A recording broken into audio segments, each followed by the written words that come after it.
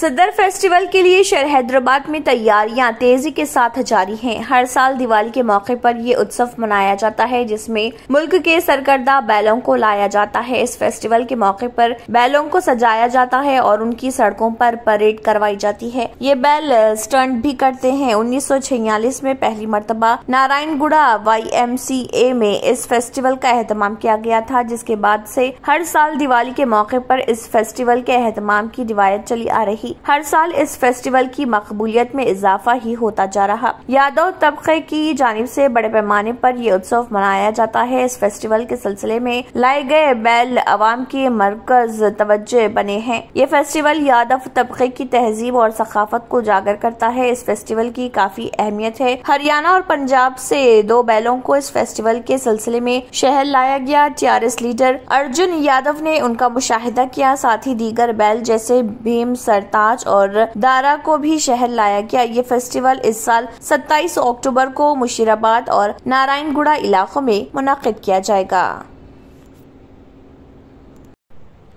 तेलंगाना के बड़े शहर में दिवाली की गूंज शुरू हो गई है। त्योहार में सिर्फ 2 दिन बाकी रह गए हैं। बाजार, मिठाई की दुकानें और शॉपिंग मॉल्स पटाखों, फूलों, मिठाइयों और कपड़ों की खरीदारी से खचाखच भर गए हैं। लेकिन इस बार पटाखों और फूलों की कीमतों में माजी के मुकाबले बहुत ज्यादा इजाफा हुआ है। ताजरों का कहना है कि घरों और दुकानों की सजावट और पूजा के लिए इस्तेमाल होने वाले फूलों की कीमतों में भी जबरदस्त इजाफा हुआ है। दशहरा के बाद गेंदे के फूलों की कीमत 50 रुपए फी किलो थी, लेकिन अब उनकी कीमत 90 रुपए है। ताजरों का कहना है कि उनके अलावा गुलाब की मांग में भी ज्यादा इजाफा हुआ है। पटाखों का कारोबार करने वालों का कहना है कि पटाखों की हर आइटम पर 30 से 40% इजाफा हुआ है। महकमे फायर ब्रिगेड के एहलकारों ने सिकंदराबाद जिमखाना ग्राउंड में 35 दुकानों को इजाजत दे दी। पटाखों की खरीद व फरोख्त मुंतजिमीन को इजाजत मिलने के बाद शुरू हुई। मुल्क में चीन के पटाखों पर पाबंदी है। मुतासिर कुन रंग बिरंगे मुख्तलिफ दिलकश लैंप्स बाजारों में दस्तयाब हैं, ताहम लोग मिट्टी के दिए इस्तेमाल करने में ज्यादा दिलचस्पी दिखा रहे।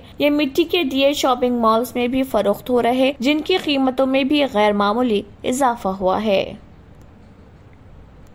भैंसा के MPDO दफ्तर में मुकामी रुकन असम्बली G विठल रेड्डी की हिदायत पर TRS कायदीन, जिनमें ज़रूरी market committee chairman P Krishna, MPP Kalpana, Ganesh Jadhav, town general secretary T Ramu, co-option member Gajju Patel और दीगर में बालाजी सत्रवे BJP नुमाइंदा काउंसलर के अलावा आदियो लोकेश्वर राव, MRO चंद्रशेखर रेड्डी, MPDO गंगाधर और दीगर ने अर्बन और रूरल के 103 इस्तेफादा कुनिंदगान में हुकूमत तेलंगाना की जानिब से मंजूरा कल्याण लक्ष्मी के चेक्स की तकसीम अमल में लाई।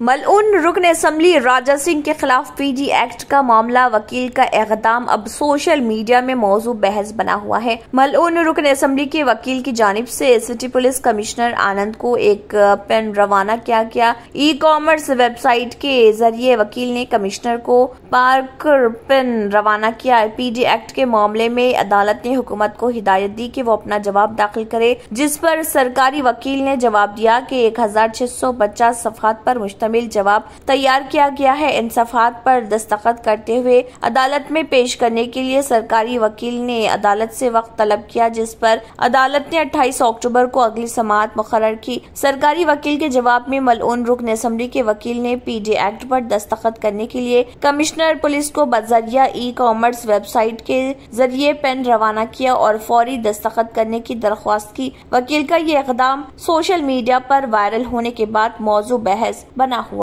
हुक्मरान जमात TRS के कारगुजार सदर KT रामाराव ने एक बार फिर वज़ीर-ए-आज़म नरेंद्र मोदी पर तंज के तीर बरसाए हैं। KTR ने ट्वीट करते हुए कहा कि मुनासिब इक़्तिसादी पॉलिसी नाफिज करने में नाकामी पर सिर्फ 45 दिनों के अंदर बरतानिया की वज़ीर-ए-आज़म लिज़ ट्रस ने ओहदे से इस्तीफा दे दिया। उन्होंने मोदी से पूछा कि हिंदुस्तानी मईशत का दिवालिया निकालने के बाद हमारे वज़ीर-ए-आज़म कब इस्तीफा देंगे। उन्होंने कहा कि मौजू माशी पॉलिसी को नाफिज करने में नाकामी के बाद वज़ीर-ए-आज़म बरतानिया ने सिर्फ सिर्फ 45 दिनों के अंदर अपने ओहदे से इस्तीफा दे दिया, मगर मोदी जी मुल्क की मईशत का दिवालिया निकालने के बाद भी वज़ारत उज़्मा के ओहदे पर बरकरार हैं। मोदी जी आप कब इस्तीफा देंगे? रियासती वजीर केटीआर ने कहा कि मोदी के दौर में मुल्क तबाह हो गया और आज मुल्क की सूरत हाल बद से बदतर हो गई। उन्होंने अपने ट्वीट में कहा कि गुज़िश्ता 30 बरसों के दौरान मुल्क में बेरोजगारी की शरह अब तक की बुलंद सतह पर पहुँच गई। महंगाई में होशरुबा इजाफा, गुज़िश्ता 45 बरसों में इतनी महंगाई नहीं देखी गई। दुनिया में हिंदुस्तान ऐसा मुकाम है जहाँ फ्यूल की कीमतें सबसे ज्यादा हैं। उन्होंने इल्जाम आयद किया कि अमेरिकी डॉलर से तकाबुल किया जाए तो हिंदुस्तानी रुपए की कदर अब तक की निचली सतह पर पहुंच गई है।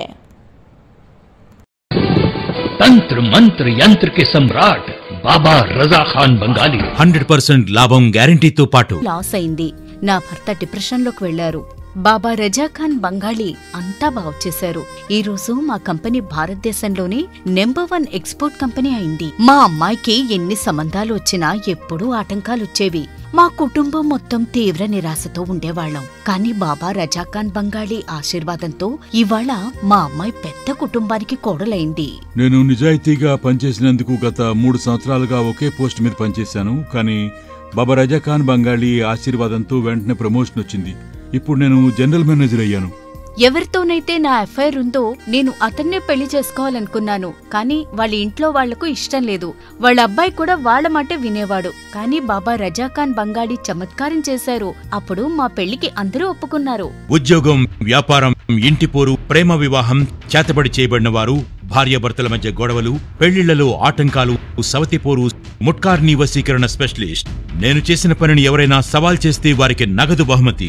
బాబా రజా ఖాన్, दिलसुख नगर, हैदराबाद। माँ फोन नंबर 9866372438। अगर आपने हमारे चैनल को अभी तक सब्सक्राइब नहीं किया है तो यहाँ पर रेड कलर का सब्सक्राइब बटन दिख रहा है, उसे क्लिक करें और हमारे चैनल को सब्सक्राइब कीजिए और साथ ही साथ बेल आइकन को भी क्लिक कीजिए, जिससे आपको ताज़ा अपडेट मिलती रहे।